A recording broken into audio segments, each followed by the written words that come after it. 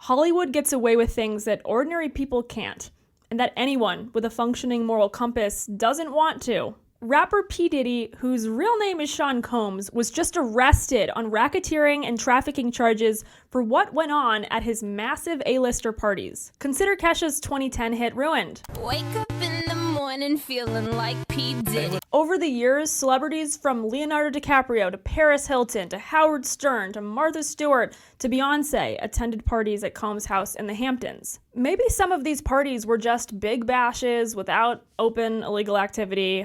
Hard to know, but this indictment is pretty insane. Combs wanted to integrate hip-hop into the echelons of the mega rich at his Labor Day Hamptons white parties. They were legendary, apparently. You're legendary for the parties that you throw. Mm-hmm. You throw a great party. I'm a legend, baby, for a whole bunch of things. Yes. You know. Huh? Yeah. What do you do to make just an amazing killer party? Women. Beautiful women, of course. We need alcohols. Right. Alcohols. You need locks on the doors. Okay, this is sounding kind of dangerous now. It's a little kinky, but yeah. Authorities claim that Combs called certain parties of his freak-offs. There, he allegedly arranged, directed, pleasured himself, and often electronically recorded.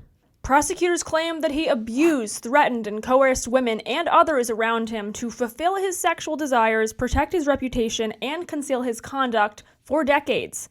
He created a criminal enterprise whose members and associates engaged in trafficking, forced labor, kidnapping, arson, bribery, and obstruction of justice. Diddy's arrest came months after a federal investigation and raids on his properties on both coasts, his Los Angeles mansion and a waterfront pad in Miami. One of the Department of Homeland Security agents involved in the raid of his Florida house claimed he saw rooms clearly dedicated to illicit activity with cameras all around. What else did the feds find in the houses? Narcotics, 3 AR-15s, ammunition, and a lot of evidence of the freak-offs. They found more than 1,000 bottles of baby oil and lubricant, according to the indictment. That's disgusting. Diddy, if you didn't know, is the founder of Bad Boy Records. Fitting. So during these freak-offs, he allegedly hit, kicked, threw objects at, and dragged victims at times by their hair. He allegedly coerced the victims to engage in X-rated acts and controlled them through physical force. He threatened to withhold money from them. He tracked their location. He dictated their appearance. He monitored their medical records and more. On behalf of women everywhere, lock him up. We will capture this P. Diddy. Combs will remain an inmate at the Metropolitan Detention Center in Brooklyn for the foreseeable future. Meanwhile, Diddy's lawyer, Mark Agnifilo, plans to fight like hell for Diddy in Manhattan court. To clear Combs' name, his legal team will have to make sense of a lot of permanent evidence and testimony. Some passing comments from celebs that no one thought anything of at the time have new meaning now. Check out this eerie 2014 clip from the reality show Keeping Up with the Kardashians. So who was with you this weekend? A bunch of my friends. Diddy, Quincy, Justin Bieber. Oh, this party? I think half the people there were butt naked. You would have loved it. How many prominent people in Hollywood, if not witnessed, knew about Diddy's misdeeds? Sounds like a lot. On the Howard Stern show, Diddy's protege, Usher, explained that he saw some weird stuff when he was working on his first album while living with Combs. He was living with him, let me emphasize, at the age of 13 years old. I got a chance to see some things. Yeah, but you were 13. What were you seeing? I went there to see the lifestyle. Right. And I saw it. And it was, but I don't know if I could indulge and understand what I was even looking at. It was pretty wild. Following Diddy's arrest, Usher mysteriously wiped his X account. After much social media speculation, Usher said he was hacked. Aside from P. Diddy, by the way, Combs' nicknames were many. Puff Daddy, Puffy, PD, Love. What? Yeah, Love. And who calls their house Puffy Flavor Camp? That Usher emerged from this environment relatively okay, or so we'd hope, is amazing. Crazy. You're a dad now. Would you ever send your kid to Puffy Camp? Hell no. That was a fast reaction. There's also Justin Bieber, who was also very young when he came into Diddy's circle. Like, what the heck was this? Justin, you ever seen the movie 48 Hours? Right now, he's having 48 hours with Diddy, him and his boy. They're having the times of their lives, like, you know, where we hanging out and what we doing. we can't really disclose, but it's definitely a 15-year-old's dream.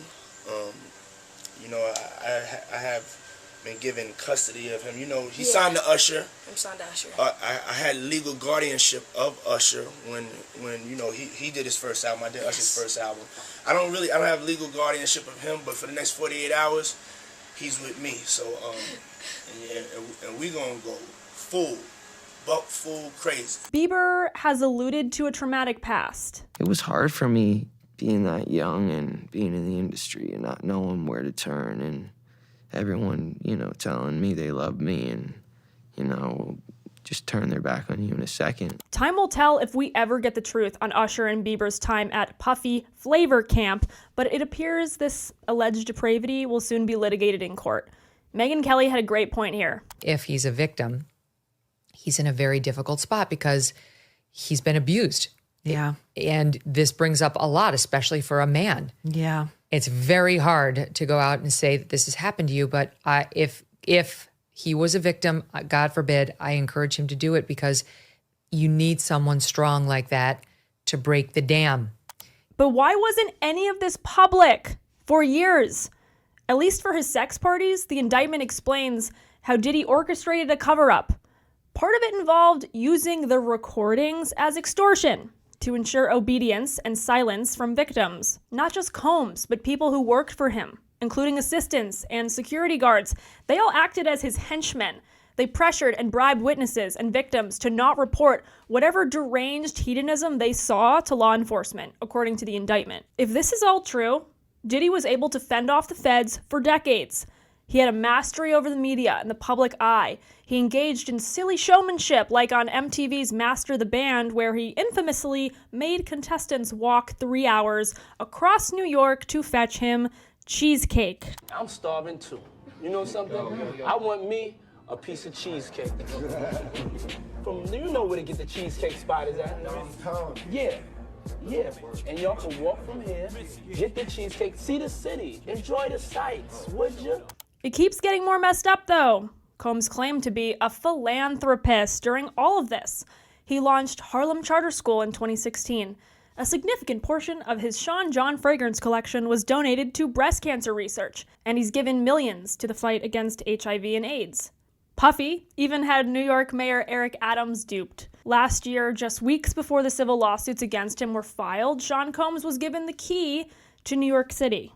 Adams rescinded the honor and asked for the key back after the Cassie video went public. So is P. Diddy hiding a massive crime syndicate in plain sight among the richest and most well-connected? Let us know what you think in the comments below. If you didn't check out our last video, click here to learn about Israel's crazy operation in which it planted and detonated pagers and walkie-talkies among Hezbollah terrorists in Lebanon.